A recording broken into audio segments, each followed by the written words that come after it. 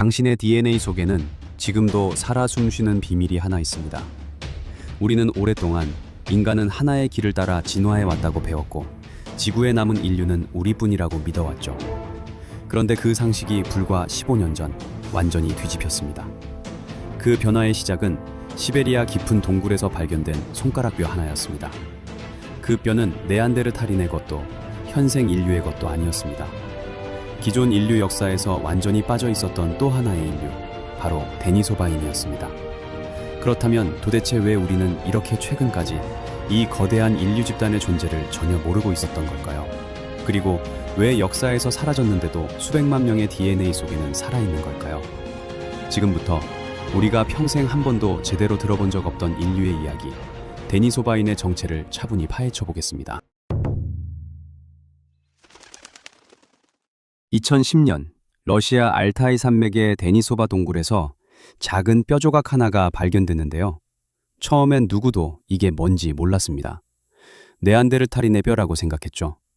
그런데 DNA 분석 결과가 나오자 과학자들은 경악했습니다. 이건 완전히 새로운 인류였거든요. 인류 가계도의 존재조차 몰랐던 가지가 하나 더 있었던 겁니다. 더 놀라운 건 그 다음에 일어났습니다.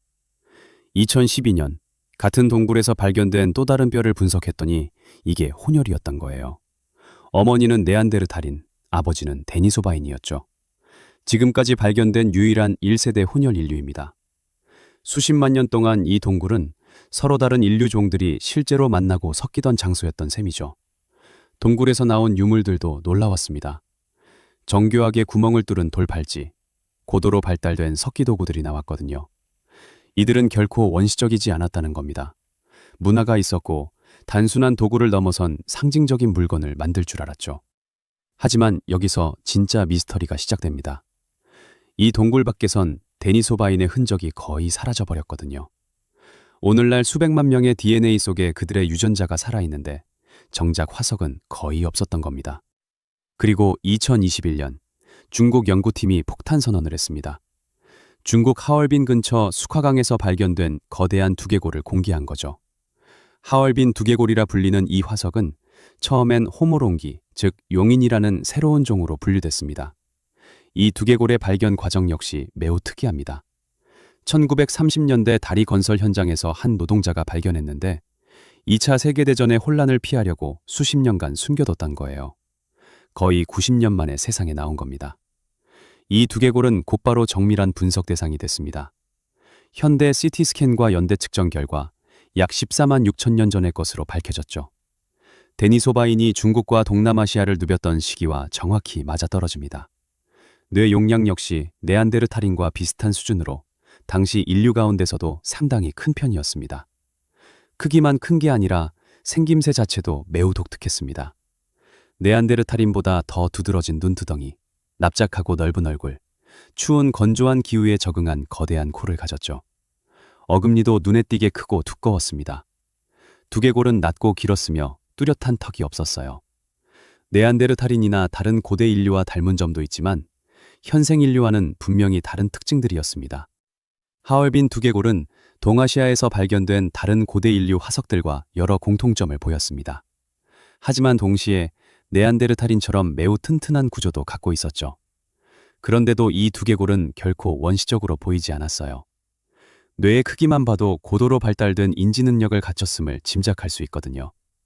데니소바 동굴에서 나온 도구와 기술까지 함께 고려하면 이들은 단순한 원시인이 아니라 복잡하고 적응력 뛰어난 인류였던 겁니다.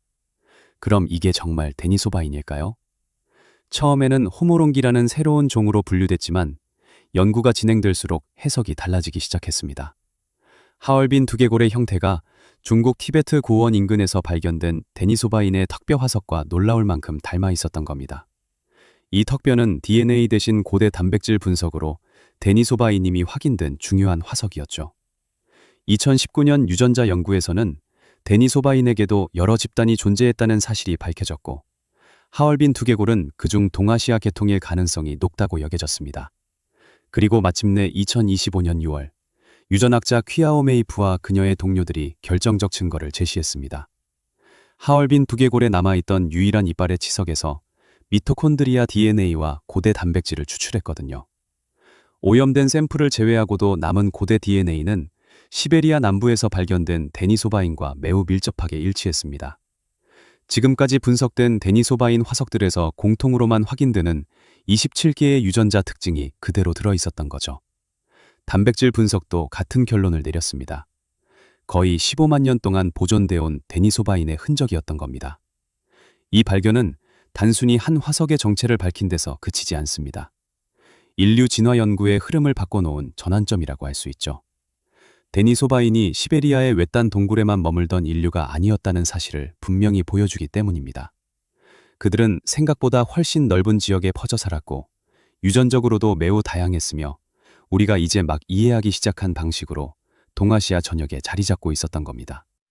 대부분의 사람들은 인류 진화를 하나의 직선처럼 떠올립니다.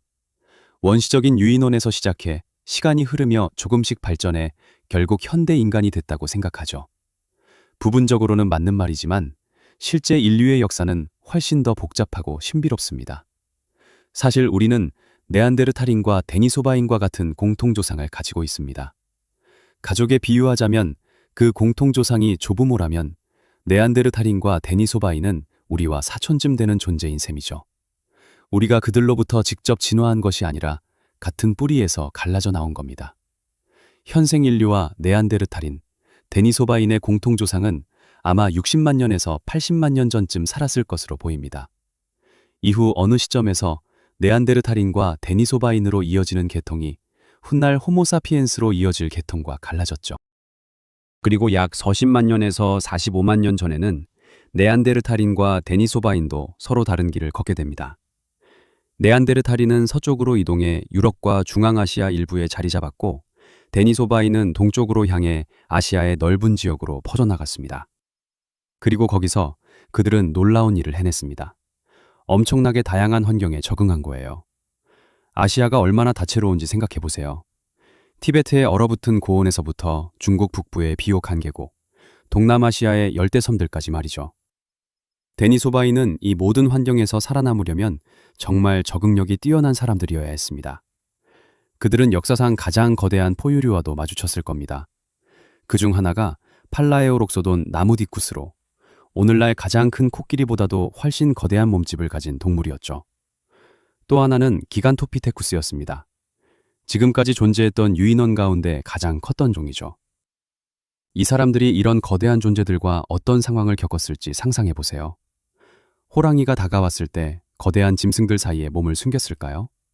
아니면 어른의 눈을 피해 어린 기간토피테쿠스를 노렸을까요? 데니소바인의 세계는 생각보다 훨씬 장대합니다. 이들은 한때 대륙 곳곳에 퍼져 살았던 인류였습니다. 데니소바인은 큰 두개골을 가졌고 여러 면에서 네안데르탈인을 닮았습니다. 몸은 단단하고 근육질이었으며 가혹한 빙하기 기후에 적응했죠. 하지만 더 납작한 얼굴과 거대한 이빨 같은 그들만의 독특한 특징도 있었습니다. 앞서 잠깐 언급했듯이 데니소바인 자체도 유전적으로 매우 다양했습니다. 현재까지 확인된 것만 해도 서로 다른 2개 이상의 데니소바 집단이 있었던 것으로 보입니다. 하나는 시베리아에서 발견된 손가락뼈 DNA로 알려진 알타이 데니소바인이고 또 하나는 더 남쪽 계통으로 현대 파푸아 뉴기니와 호주, 동남아시아 일부 사람들의 유전자 속에 남아있죠. 그리고 하얼빈 두개골을 통해 동아시아에도 또 다른 데니소바 집단이 존재했다는 사실이 확인됐습니다. 겉모습에는 차이가 있지만 여러 증거를 종합하면 이들 역시 같은 데니소바인 계통이었던 겁니다. 이건 중요한 걸 알려줍니다. 데니소바인은 작고 고립된 부족이 아니었어요. 그들은 광범위하고 복잡한 다지역 집단이었고 네안데르탈인이 유럽 전역에 퍼져 살았던 것처럼 아시아 곳곳에 널리 퍼져 있었던 겁니다. 문화적으로도 상당히 발달했죠. 데니소바 동굴의 유물들은 고급 석기 도구뿐 아니라 상징적인 물건들, 심지어 장신구로 보이는 것들까지 보여줍니다. 그런 흔적은 유물에만 남아있는 게 아닙니다. 데니소바인의 유산은 훨씬 더 깊은 곳에 남아있죠. 그들의 유전자 일부가 오늘날까지 인류를 형성하고 있기 때문입니다. 호모사피엔스가 약 5만 5천 년에서 7만 년 전 사이에 아프리카를 떠났을 때 맞닥뜨린 땅은 텅 빈 세계가 아니었습니다. 이미 대륙 곳곳에는 다른 인류들이 살고 있었죠. 그리고 그들과 마주했을 때 단순히 경쟁하거나 싸우기만 한 것은 아니었습니다. 서로 교배가 일어났고 그 결과 데니소바인의 유전자가 인류의 일부로 남게 된 겁니다. 그래서 그들의 흔적은 지금도 우리 DNA 속에 살아있는 겁니다. 거의 모든 비아프리카 인구에게는 소량의 네안데르탈 DNA가 발견됩니다. 하지만 데니소바 DNA는 전혀 다른 모습을 보이죠. 전 세계에 고르게 퍼져 있지 않기 때문입니다. 조상이 유럽 지역에 뿌리를 두고 있다면 데니소바 DNA는 거의 발견되지 않거나 아예 나타나지 않습니다. 반면 파푸아 뉴기니나 호주 원주민, 동남아시아 일부 지역, 필리핀 쪽으로 혈통을 따라가면 이야기는 완전히 달라집니다. 그렇다면 이런 유전자 교류는 어디에서 일어났을까요? 유전학자들은 이제 데니소바 DNA가 한 가지가 아니라는 사실을 밝혀냈고, 그 증거는 여러 차례의 만남이 있었음을 보여줍니다. 한 번은 호모 사피엔스가 시베리아에서 중국을 거쳐 더 동쪽으로 이동하던 과정에서 일어났을 가능성이 큽니다. 또 다른 만남은 더 남쪽에서 동남아시아의 섬들로 확장해 나가던 시기에 이뤄졌죠. 연구자들의 분석에 따르면 이 남쪽에서의 만남은 약 4만 5천 년에서 5만 5천 년 전 사이, 호모 사피엔스가 처음 이 지역에 도착했을 때 벌어진 것으로 보입니다. 그런데 이 만남이 모든 지역에서 똑같이 일어난 것은 아니었습니다. 안다만 제도 사람들처럼 오랫동안 고립돼 살아온 집단에서는 데니소바 DNA가 거의 발견되지 않는다는 점입니다. 이는 이런 교배가 전 세계적으로 반복된 일이 아니라 특정 장소에서 특정 집단 사이에 일어난 사건이었음을 보여줍니다. 다시 말해, 일부 집단만이 데니소바인을 만났고 그 흔적이 지금까지도 우리 안에 남아있는 겁니다. 이 가운데 일부 데니소바 유전자는 실제로 생존에 도움을 줬습니다. 대표적인 예가 티베트 고지대 사람들에게서 발견되는 EPS1 유전자로, 이는 데니소바인에게서 전해진 것으로 알려져 있죠. 덕분에 극도로 산소가 부족한 환경에서도 사람들이 살아갈 수 있었습니다. 다른 데니소바 유전자들은 눈에 잘 띄지 않는 방식으로 작용합니다. 면역 반응이나 지방 대사, 뼈의 구조 같은 부분들이죠. 그리고 여기서 중요한 차이가 하나 있습니다. 네안데르탈 DNA가 비교적 고르게 퍼져 있는 것과 달리 데니소바 DNA는 지역마다 큰 차이를 보입니다. 동아시아에서는 소량만 나타나지만 오세아니아 계통에서는 그 비중이 매우 커서 전체 유전자의 4%에서 6%에 이르기도 합니다. 이런 지역 차이는 최근 연구에서도 더 분명하게 드러납니다. 2024년 연구에 따르면 파푸아 뉴기니 안에서도 사는 환경에 따라 데니소바 DNA의 유형과 비율이 서로 달랐습니다. 저지대에 사는 사람들은 면역 기능을 돕는 형질을 물려받았고, 고지대에 사는 사람들에겐 초기 뇌발달과 관련된 유전자 변이가 남아 있었죠. 이 결과는 한 가지 더 흥미로운 가능성을 시사합니다. 데니소바인이 아시아와 오스트랄라시아를 가르는 경계선인 월리스선을 넘어 이동했을 수도 있다는 겁니다. 월리스선은 아시아와 오스트랄라시아의 동물들이 뚜렷하게 갈라지는 경계선입니다. 실제로 이 선 너머의 섬에서 호모 플로레시엔시스의 화석이 발견되면서 고대 인류가 이 경계를 넘어 이동했음이 확인됐죠. 데니소바인도 그랬을 가능성이 있습니다. 만약 이것이 화석 증거로 입증된다면 데니소바인의 활동 범위는 지금보다 훨씬 넓어질 겁니다. 그들이 바다를 건너는 이동 능력까지 갖추고 있었다는 뜻이 되니까요. 전반적으로 DNA 증거는 하나의 분명한 이야기를 들려줍니다. 동남아시아의 상당한 수의 데니소바인이 살았을 가능성이 크다는 겁니다. 화석이나 고고학적 증거는 많지 않지만 데니소바인이 수천 년 동안 번성했던 중요한 인류 계통이었다는 점은 분명해요. 그들은 인류 역사에서 스쳐 지나간 존재가 아니라 여러 면에서 아시아의 네안데르탈인이라 할 만한 집단이었습니다. 그리고 여기서 또 하나의 질문이 남습니다. 데니소바인은 과연 언제까지 살아남았던 걸까요? 빙하기가 끝날 무렵까지 어딘가 외딴 땅에서 생존하고 있었을 가능성은 없었을까요? 현재까지 확인된 데니소바 동굴의 가장 젊은 화석은 약 5만 년 전의 것입니다. 하지만 이는 시베리아의 한 동굴에서 나온 기록에 불과하죠. 그들이 더 따뜻한 지역에서 얼마나 오래 살아남았는지는 아직 알 수 없습니다. 중국 북부나 베트남의 숲, 오세아니아 같은 곳에는 전혀 다른 이야기가 숨어 있을지도 모릅니다. 그런 불확실성 속에서 연구자들은 또 다른 단서를 찾기 시작했습니다. 2019년 유전자 연구는 데니소바인이 예상보다 훨씬 오래 살아남았을 수 있다는 강한 근거를 제시했죠. 분석 결과에 따르면 데니소바인은 최소 3만 년 전까지, 길게는 14,500년 전까지도 존재했을 가능성이 있습니다. 이는 네안데르탈인이 약 3만 8천 년 전쯤 사라진 것으로 보인다는 점을 고려하면 매우 이례적인 결과입니다. 만약 이 시나리오가 맞다면 데니소바인은 우리가 아는 고대 인류 가운데 가장 늦게까지 살아남은 종이 됩니다. 다만 이 시기를 화석으로 확인하기는 쉽지 않습니다. 동남아시아 섬 지역에서는 화석이 거의 남아있지 않기 때문이죠. 그 공백을 메워주는 단서가 바로 DNA입니다. 실제로 가장 높은 수준의 데니소바 혈통이 동남아시아에서 발견되며, 이는 호모사피엔스가 인도네시아를 거쳐 이동하는 과정에서 데니소바인과 접촉했을 가능성을 시사합니다. 이런 유전적 흔적은 지역마다 같지 않습니다.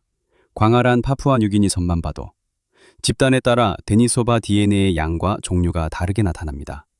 이는 일부 집단이 다른 집단보다 더 최근까지 데니소바인과 접촉했을 가능성을 보여줍니다. 그렇다면 작은 데니소바 집단들이 외딴 섬들에서 오랫동안 살아남았을 가능성도 충분히 생각해 볼 수 있습니다. 많은 섬 지역의 민간 전승에는 정체를 알 수 없는 존재들과의 만남 이야기가 남아 있습니다. 더 크거나 강하고 설명하기 어려운 존재들이었다는 기록들이죠. 물론 전승은 증거가 아닙니다. 하지만 유전적 단서와 부족한 화석 기록을 함께 보면 이런 이야기들이 완전히 근거 없는 상상만은 아닐 수도 있습니다. 이처럼 기록이 부족하고 공백이 클수록 이야기는 점점 과장된 형태로 바뀌기 마련입니다. 데니소바인 같은 미스터리한 존재를 두고도 마찬가지였죠.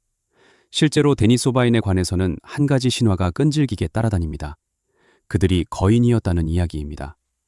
키가 2m 40cm에 달했고 잃어버린 선진 문명의 지배자였다는 주장까지 나오죠. 심지어 바다를 건너 아메리카에 고분 문화를 세웠다는 이야기까지 있습니다. 듣기에는 흥미롭지만 과연 이런 주장에 진실이 있을까요? 과학적으로 살펴보면 이야기는 조금 달라집니다. 먼저 하얼빈 두개골은 분명히 매우 큽니다.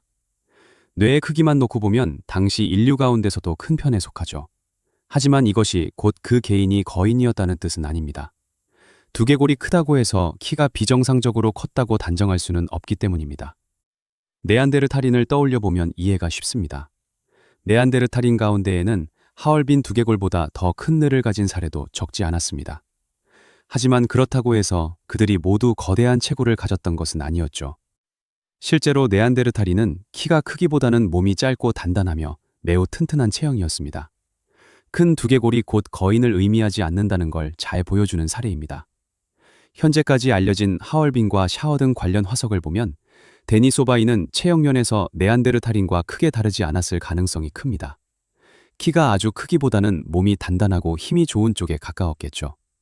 큰 어금니와 넓은 얼굴도 거대한 체격의 증거라기보다 질긴 음식을 먹기 위한 적응으로 보입니다.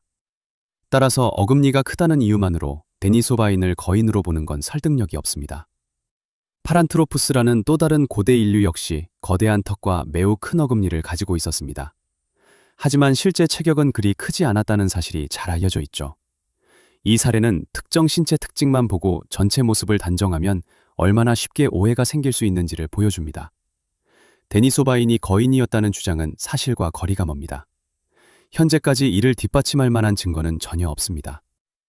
알려진 자료들을 종합해보면 데니소바인은 가장 가까운 친척인 네안데르탈인과 비슷한 체격이었을 가능성이 큽니다. 그렇다면 이런 거인 이야기는 어디서 나온 걸까요? 한 가지 이유는 인간의 상상력입니다. 화석 기록에 공백이 생기면 사람들은 그 빈틈을 이야기로 채우려는 경향이 있죠. 또 다른 출처는 19세기에 등장한 이른바 거인 골격 보고서들입니다. 하지만 그중 상당수는 과장된 이야기이거나 잘못 해석된 뼈 혹은 사실이 아닌 경우였습니다. 당시 신문들은 비정상적으로 큰 유골 발견을 과장해 보도하곤 했습니다. 하지만 대부분은 잘못 측정된 뼈나 키가 큰 개인, 의뢰용 매장이었죠. 이런 이야기들이 나중에 데니소바인과 연결되기도 했지만 아메리카에는 데니소바 화석도 없고 그들이 신대륙에 도달했다는 고고학적, 유전학적 증거도 없습니다. 아메리카 원주민들에게서 소량의 데니소바 DNA가 발견되기는 합니다. 하지만 이는 조상들이 아메리카로 이동하기 훨씬 이전 아시아에서 일어난 오래된 교배의 흔적일 뿐입니다. 물론 만약 실제로 거대한 체격의 고대 인류 증거가 발견된다면 그 자체로 엄청난 발견이 될 겁니다. 빙하기 시대의 거대한 인류가 매머드를 쫓고 동굴곰과 맞섰다는 장면을 떠올려 보면 얼마나 놀라운 이야기일지 알 수 있죠. 하지만 데니스 오바인의 진짜 이야기는 신화가 없어도 충분히 흥미롭습니다. 그들은 수십만 년 전 우리와 갈라진 또 하나의 인류였고 아시아 전역에 널리 퍼져 살며 오늘날까지 이어지는 유전적 흔적을 남겼습니다. 현대 인류가 지금도 누리고 있는 중요한 적응의 일부가 바로 그들에게서 왔다는 사실이 이 이야기의 핵심이죠. 이것이야말로 거인의 전설보다 훨씬 더 놀라운 진실입니다. 왜냐하면 데니스 오바인은 괴물도 신화 속 존재도 아니었기 때문입니다. 그들은 분명 우리와 같은 사람이었고 우리가 아프리카를 떠나기 훨씬 전부터 이 땅을 걸었던 인류의 사촌이었습니다. 그리고 이 이야기는 여기서 끝이 아닙니다. 다음 편에서는 데니스 오바인보다 더 충격적이고 더 흥미로운 인류의 이야기를 들고 찾아오겠습니다. 계속해서 함께하고 싶다면 구독과 좋아요로 다음 이야기도 함께해 주세요.